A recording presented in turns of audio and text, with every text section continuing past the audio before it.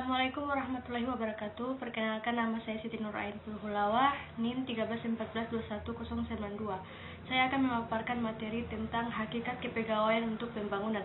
Yang pertama, hakikat kepegawaian untuk pembangunan, pengertian administrasi kepegawaian. Menurut Delinggie dalam bukunya yang berjudul Administrasi Perkantoran, menyatakan bahwa administrasi adalah segenap proses penyelenggaraan setiap usaha kerjasama pada sekelompok orang guna mencapai tujuan yang telah ditentukan. Sedangkan dalam buku Administrasi Kepegawaian, Saxono mengartikan kepegawaian sebagai seluruh orang yang dipekerjakan dalam suatu badan tertentu, baik yang di badan pemerintahan ataupun badan swasta. Dari gabungan kedua definisi tersebut, maka bisa disimpulkan bahwa administrasi kepegawaian merupakan seluruh kegiatan atau aktivitas yang berkaitan dengan masalah penggunaan pegawai guna mencapai suatu tujuan tertentu.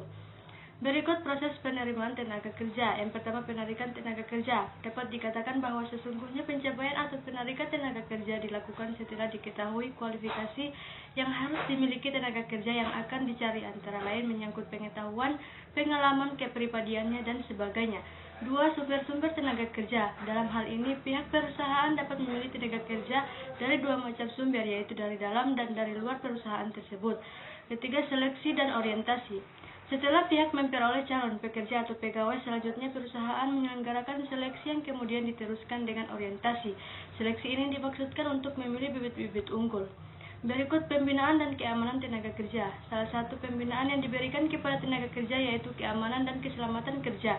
Dengan adanya pembinaan tenaga kerja ini dari kedua belah pihak, yaitu pegawai dan perusahaan, akan merasa lebih tentram dan lebih aman, sehingga mereka tidak khawatir akan ancaman yang mungkin akan menimpa diri mereka.